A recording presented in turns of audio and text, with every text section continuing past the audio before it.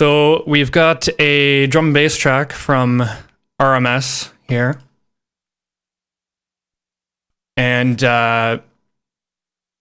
he's also sent in a self-master that he did, which is going to be really helpful to, it helps give an idea of where he was going with it, and it gives a kind of target to beat, right? So let's get right into it. I don't know how much explaining and stuff I'm going to do along the way. I'm going to try. Again, this is the first one, so we'll see what happens. But you guys in the chat, feel free to ask questions at any time about what I'm doing or why I'm doing something, what a piece of gear does, any of that sort of thing, and I will do my best to answer.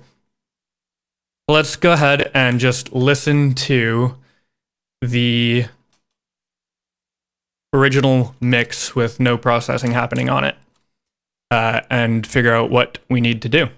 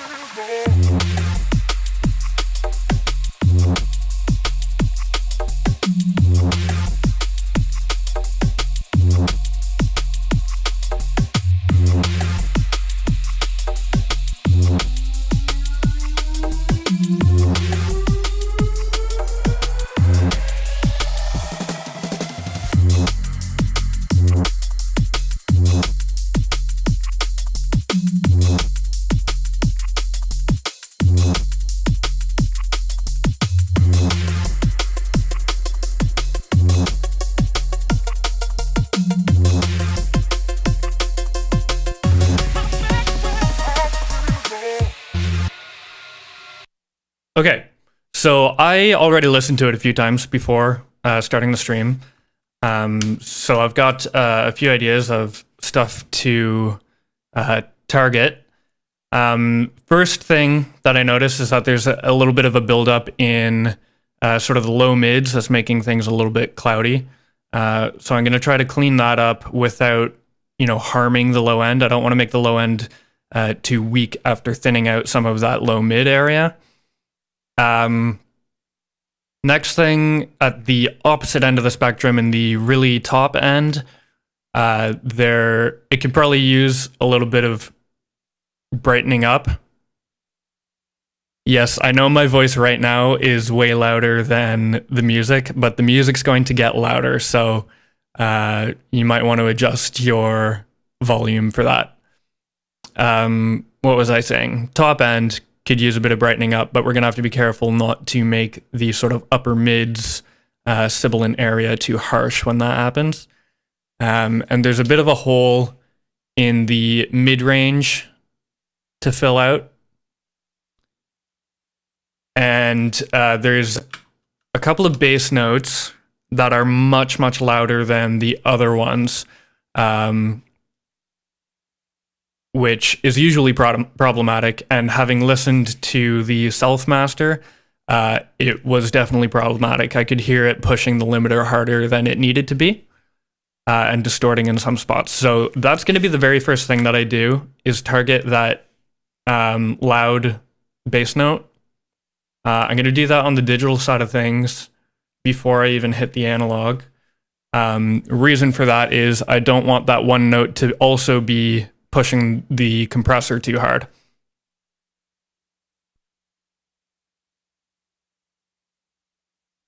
So for this sort of thing, I like using a dynamic EQ. TDR Nova is a good one.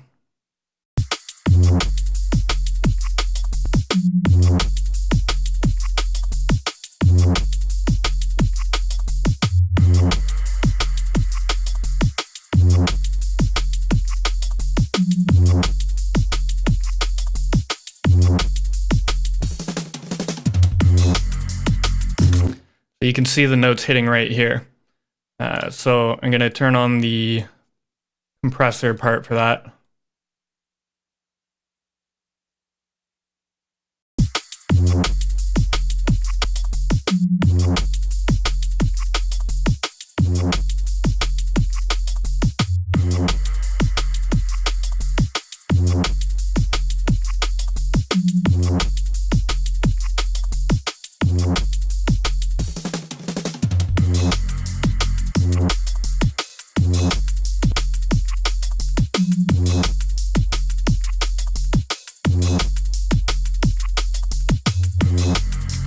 Okay, that's a little bit better. I'm going to come back to that in a bit as I start adjusting other things. Next thing I'm going to do is get the overall volume up to the rough approximate level of what I want the mastered file to be. The way I do it is, well, okay, I guess another thing, you're going to see me pushing these buttons here a whole bunch. And these let me switch between the master, the original mix, and a reference track. And when I'm listening to the original mix, I can turn the volume up on that in the analog side of things, because I've got a bunch of headroom in there and I can turn it up without clipping. If you're mastering at home, you would want to do the opposite, where you turn your master or your reference track down to match the original mix so that you're not adding any extra distortion.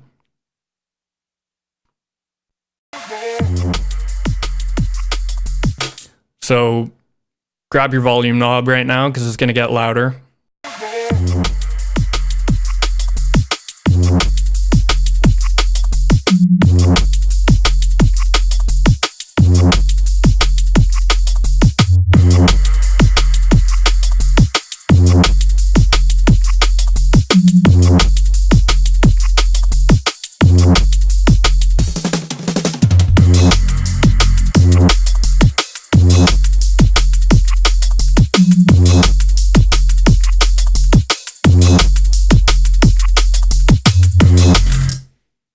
Okay, so now I've got the original mix hitting at a level that is roughly, on average, the master volume that I want at the end of things. That loud bass note is still hitting a little bit higher than I would like it to. So I'm going to make some adjustments on that.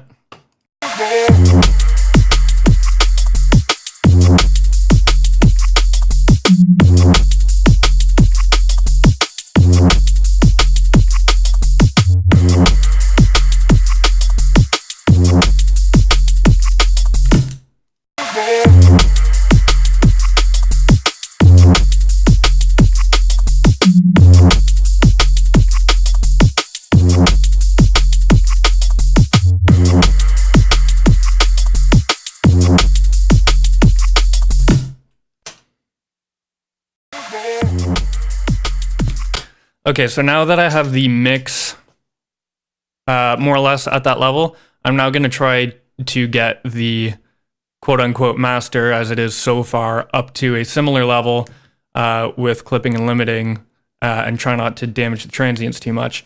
And you should kind of hear it be as close to the mix at that higher analog level as possible.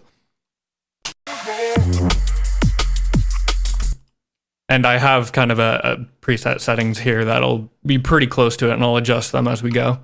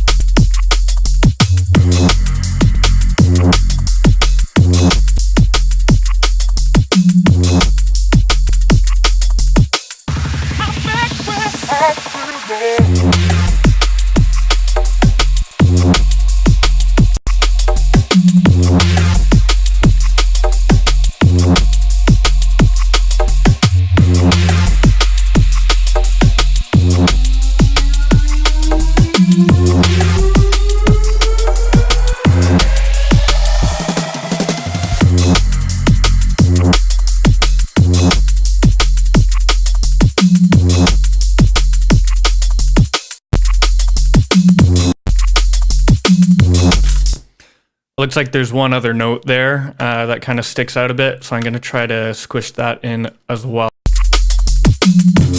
That high kind of wobble note.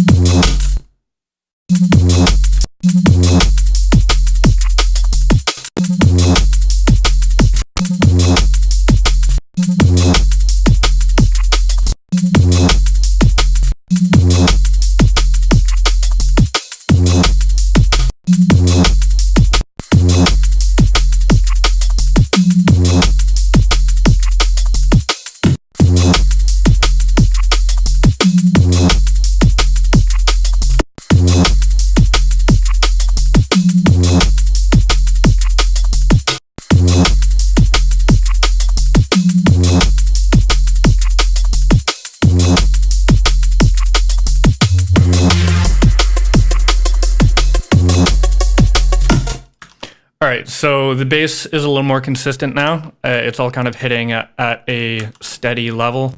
So we can get into the fun stuff now with some EQ. First thing I think I'm going to do is target some of that mid-range and top end.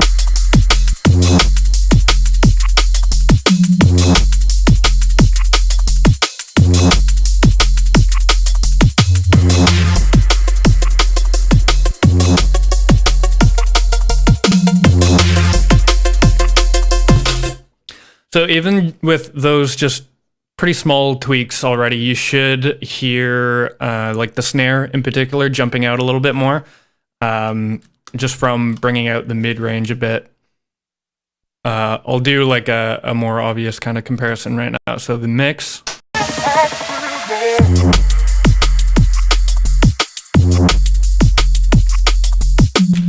and now the master so far.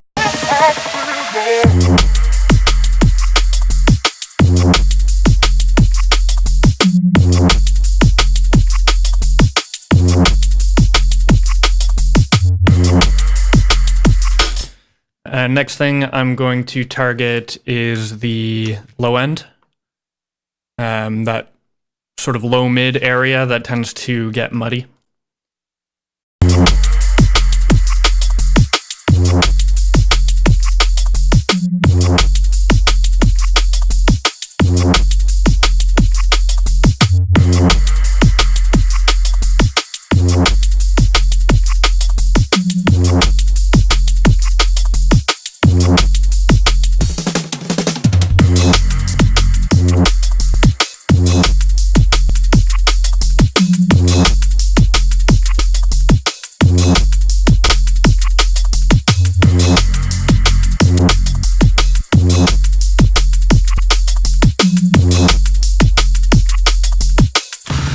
Mop Garden, thanks for the host. I'm not looking at the screen. I didn't see it happen, but thank you.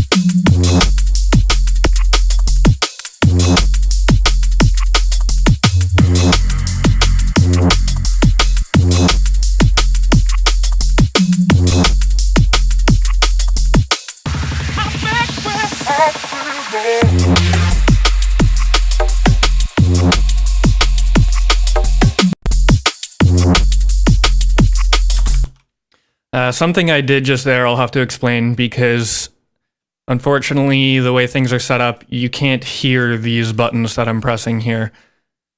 But I can show you what they sound like. What I'm doing is monitoring the sides, otherwise known as L-R. And it kind of takes away a whole bunch of the signal and makes it really easy to hear what kind of distortion is happening. If you're using Reaper, this button here is normally defaults to monitoring in mono. If you right click on it, there's L-R mode. And what it does is this.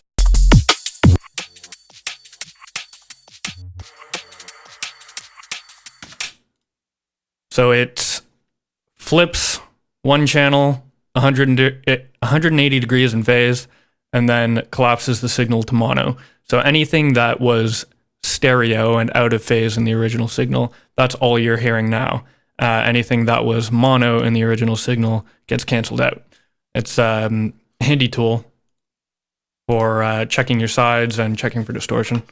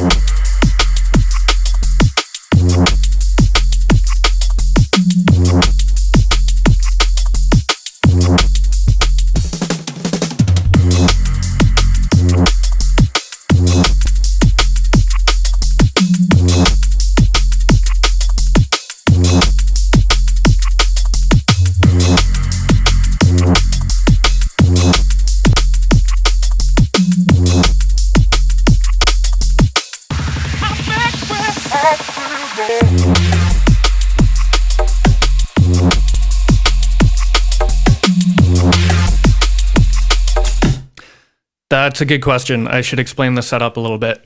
So yes, the orange is the original mix. The pink is my reference track. So right now I have his self master on there as a reference. But what you're listening through the master is the blue track. There's nothing there because it's just monitoring in real time, coming back through the analog chain, and then the final limiting and stuff, but there's nothing actually printed on there yet. It'll get recorded back in later. So, I mean, now that you mentioned that, maybe now is a good time to kind of check it against the self master and see how we're doing so far.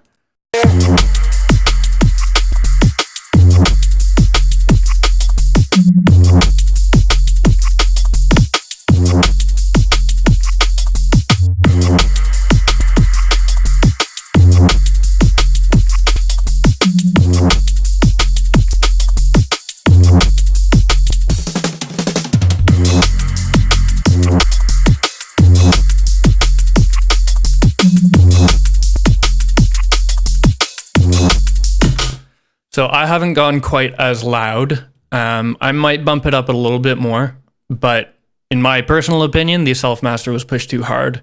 The limiter was working too hard, and the snare especially was getting squished. So I would say so far we're getting more kind of snap out of it, and it's a little bit cleaner. Still more work to do though.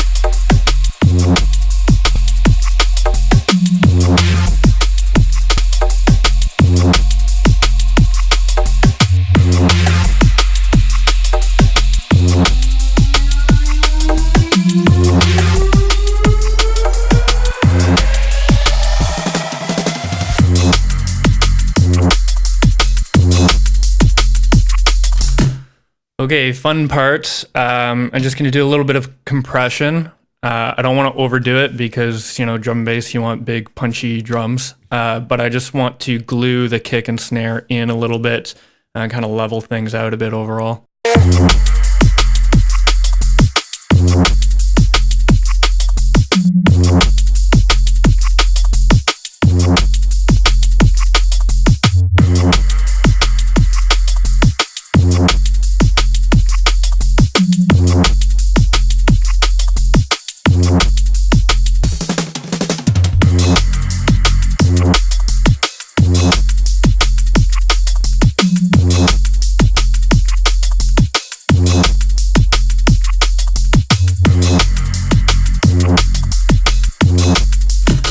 Something super, super, super important when it comes to compression that a lot of people miss is your makeup gain. You have to make sure that you're level matching your input and output of the compressor. Otherwise, just the volume change alone can kind of fool you into thinking one thing is better or worse. For example, the Waves plugin version of basically this compressor, the default setting has, I think, 3 dB of makeup gain. So unless you're doing 3 dB or more of compression to offset that, it's just going to be louder. So you turn it on, it's louder, and you think to yourself, oh, it's better. But it might not be. It could be doing something totally opposite of what you're trying to do, but because it's louder, you think it's better.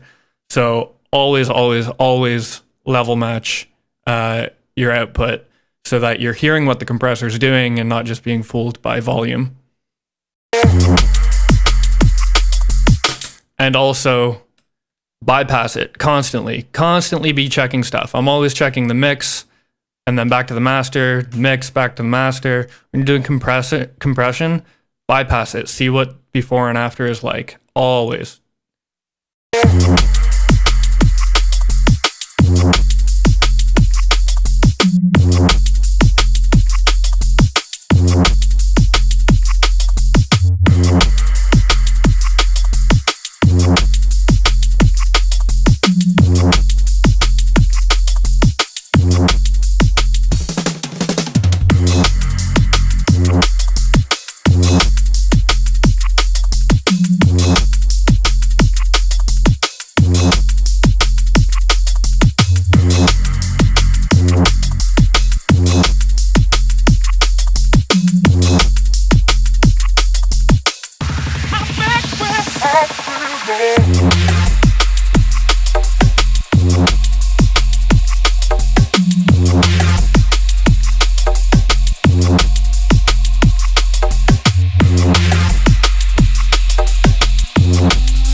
Prometheus, thanks for the follow.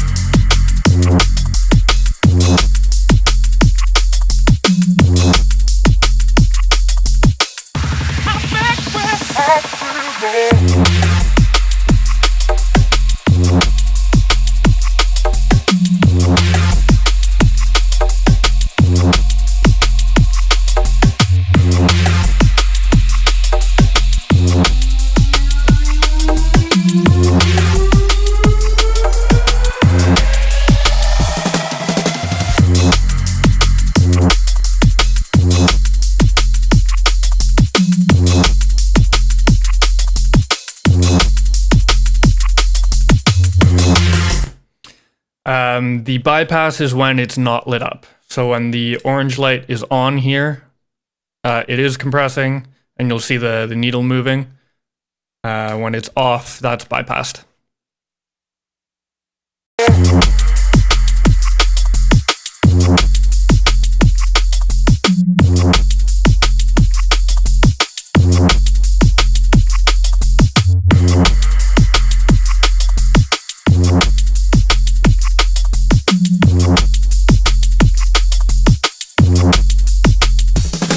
I think that's good. It's a really small difference. I'm not compressing more than maybe 1.5 dB. And you don't need to do more than that usually. It's just to kind of tie things together. If you're doing more than that, usually you've gone too far.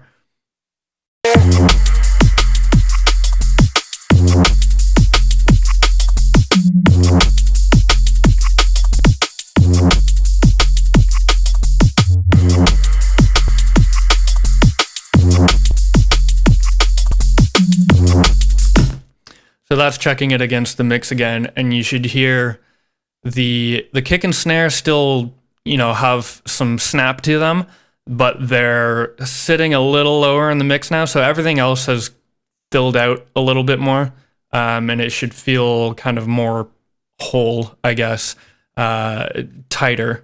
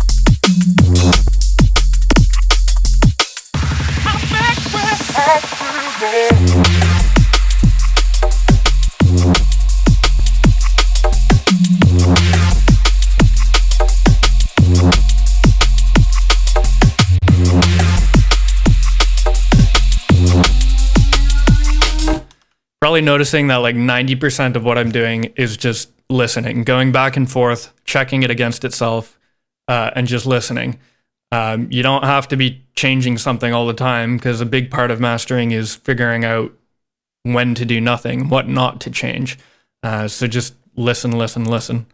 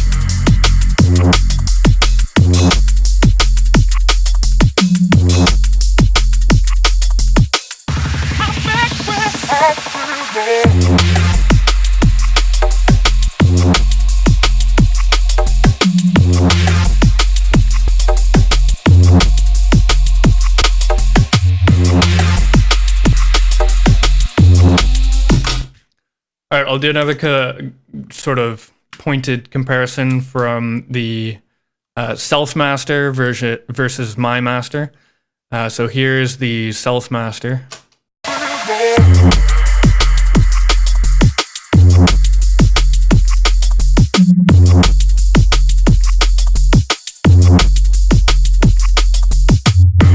And now my master.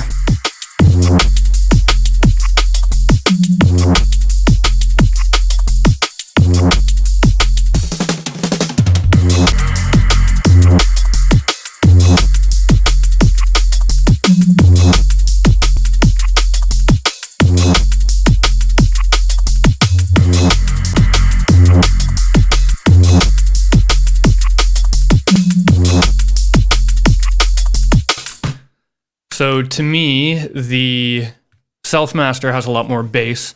I might still bring a little bit more bass back in, but to me it's kind of muddy. It's not clear in the low end. There's a lot of bass, but it's not clear. And the snare gets kind of squished, it's distorted, and limiting really hard. So what I'll show you on my master chain here, how I get like a lot of the volume. K-Clip is a fantastic plugin. So I guess I'll explain it step by step. I'm going through the analog chain and I'm coming back in to the computer clean. I'm not clipping at the converters or anything. I'm trying to get as clean of a signal as I can back into the computer. And then, yes, I am just digitally clipping it. The difference here is I'm soft clipping with an oversampled clipper, which just kind of slightly rounds out the clipping. So it is distorting. It's definitely distorting, but it's a little bit more of a pleasant distortion, and it keeps your transients more intact as we would hear it anyway. It seems we perceive it as being more intact than you would with a limiter, which can be cleaner but softens things up. So I get most of my gain out of this, and then it's followed up with FabFilter Pro L, just doing a tiny bit of limiting on the intersample peaks. And what that does is makes sure that no extra distortion happens when it gets converted back to analog to go out to your speakers. And it helps a little bit also with extra distortion when it gets converted to MP3 or whatever other kind of lossy compression format it might get sent to later down the road.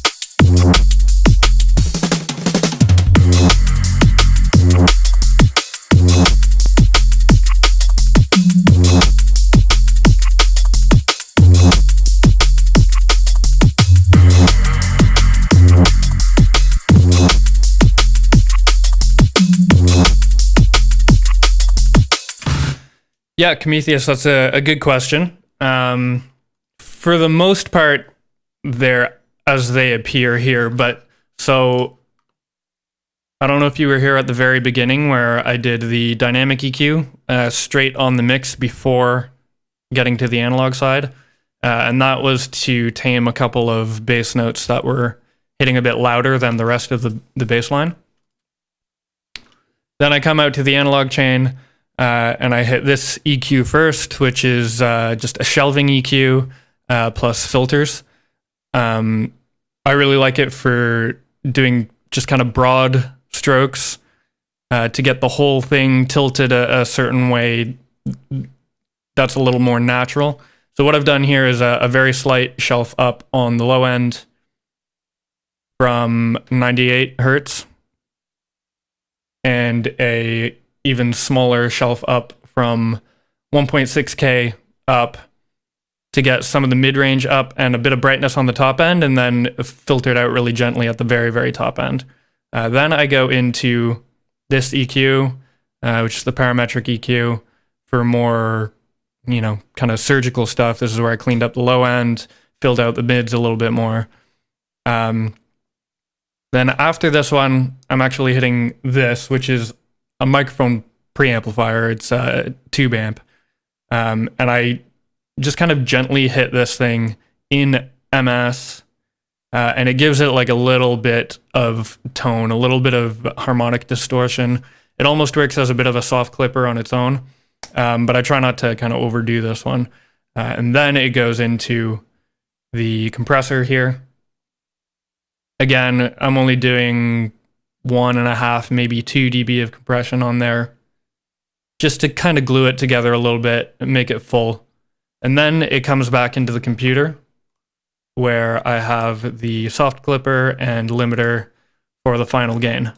So there's not actually a whole lot going on there, but all of those little things combined add up to a pretty big difference.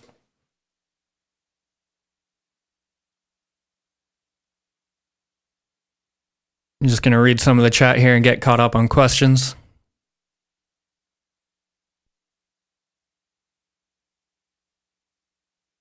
Yes, so the furthest left button I'm on here, number 1, that's my master. Number 2 is the original mix that's been level matched. And number 3 is my reference, which in this case is a self-master from RMS. But I've also got this other track here we can check it against. This is break and DLR track. That might be a good quick reference to check it against. So let's do that real quick.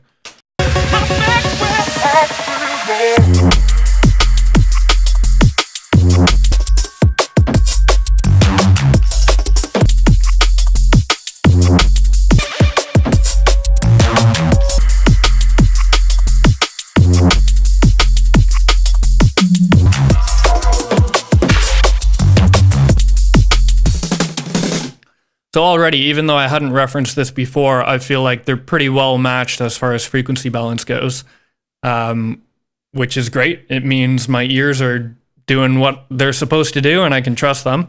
So let's check that DLR reference against the original mix and see the difference there.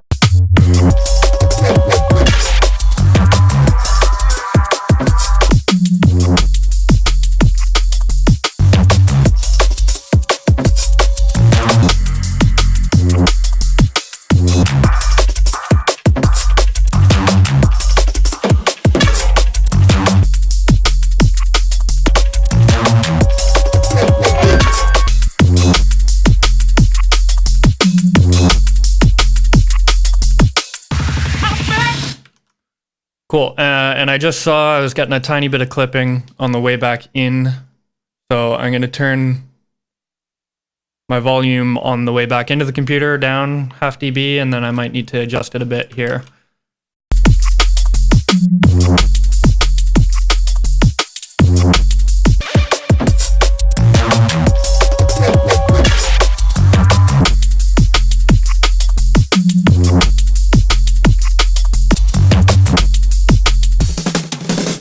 you know what? I'm going to leave it that half dB down. It's a little clearer at that level. Because, yeah, like Corruptness just said in the chat, when will the loudness war end? I don't know. I hope sometime soon, but unfortunately, especially with electronic music right now, it still rages on. I find some other genres of music are getting a little bit better. A lot of my clients with like rock and indie are approving quieter masters, more dynamic masters. But electronic stuff is almost always super loud. And I think part of the problem there is that the loudness normalization systems on like YouTube and Spotify and Apple Music are not there on SoundCloud and Beatport and those places where more electronic music is being listened to and purchased. So until that happens, I think it's probably still going to be a problem with electronic music.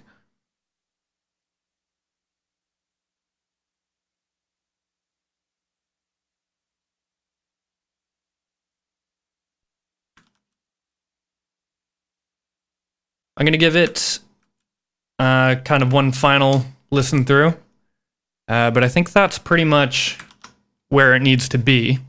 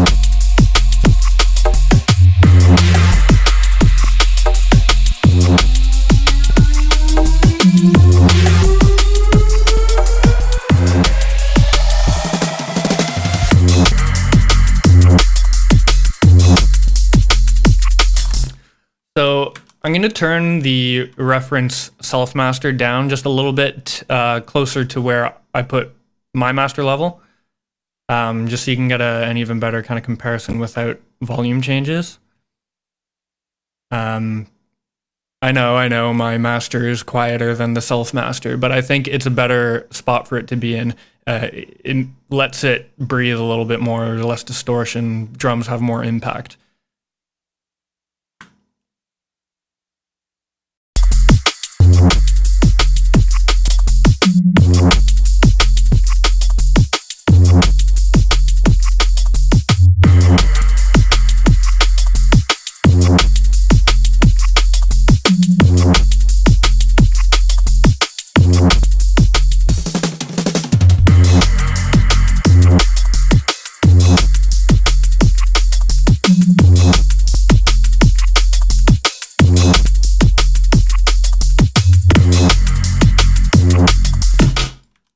So you can hear, even with the reference self-master turned down 1 dB, in spots it's still hitting levels higher than what I've done on my master.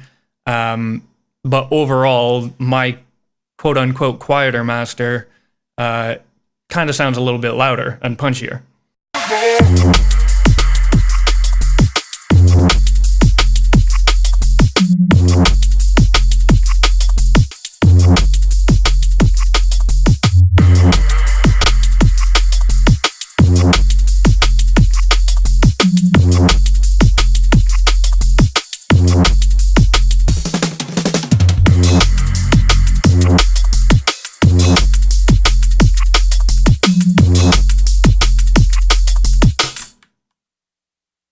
How much time do you spend mastering a track on average, or is it very different every time? Yes, it is very different every time, but on average, anywhere between 30 minutes to an hour, I guess. Some take a really long time. It could be an hour and a half, 2 hours, 3 hours even. I kind of have a personal rule where if I'm spending 3 hours on one track, then probably my ears are just tired and it's not working. So I'll usually stop at that point and maybe come back to it the next day, completely reset all the settings and just start from scratch. Because as far as mastering goes, a big part of it is that first impression, right? First time you hear it, does it feel natural? So it shouldn't take 3 hours to do. You want to go off of that first impression and change the things that immediately jump out at you. So yeah, usually 30 minutes to an hour is pretty average for mastering a track.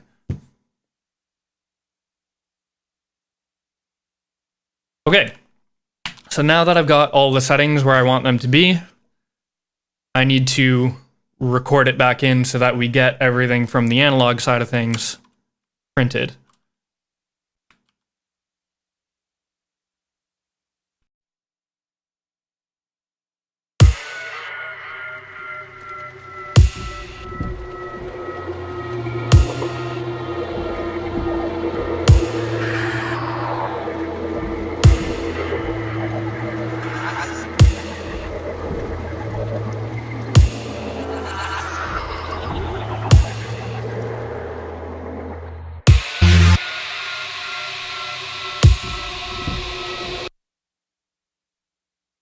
I got ahead of myself. There's something else in mastering. It's less of an issue with electronic music that has been, perfectly set to a grid and bounced out at that exact time. But sometimes you get stuff with like a really long, silent portion of the file at the beginning, as well as at the end. This one has a longish tail to it, so I'm just going to trim that off.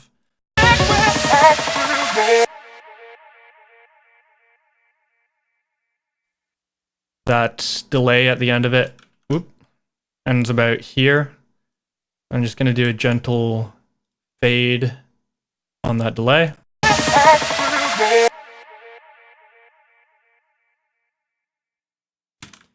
So that it fades to silence nice and clean.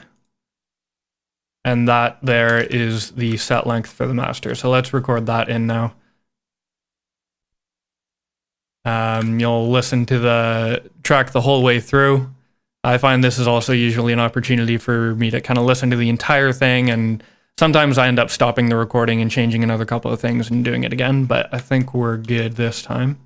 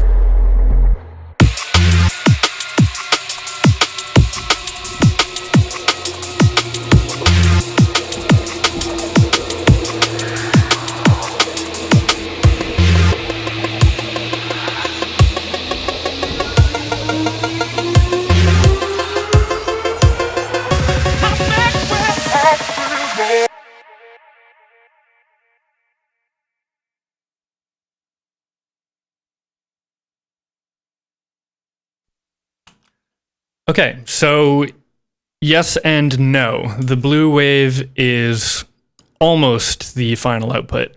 The blue wave is the return from the analog chain. Because you're probably thinking, oh, it's just as loud as the purple reference, but it's not nearly as squished. It will look just as squished when you look at the final after. So this is the coming back into the computer, but it hasn't had the final clipper or limiter applied to it yet. So I still need to render that out, which I will do now. Unfortunately, I can't talk during that process. You won't be able to hear it on the stream. So just sit tight for a minute while that happens. Right, so yeah, the 2.5 times render speed is a bit slow. The reason for that is the 32 times oversampling in K-clip here. And the reason for that is to reduce anti-aliasing, which I think I'm probably going to do a video about anti-aliasing to try to simplify it, because it can get really confusing and complicated. But that will be on the YouTube channel if you want to check that out if I do it, youtube.com/schematic sound. And you can see it's still a brick, but it's a cleaner, punchier brick, right? So you can hear it.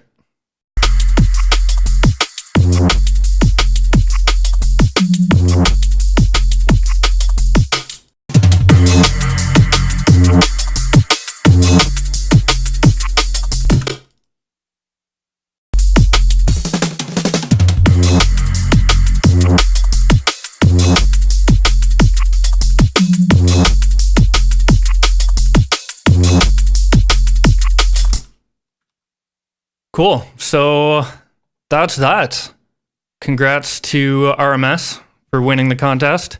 And if you want to send in a tune for the next one, email me at dan@schematicsound.com. Each time I do one of these, there'll be a contest where a winner is chosen from the submissions to have their track mastered. Make sure you subscribe to the YouTube channel as well. If you just tuned in and are just catching the end of this, I'll be posting the whole thing on YouTube, youtube.com/schematic sound. I'm not sure when I'm going to be doing the next one.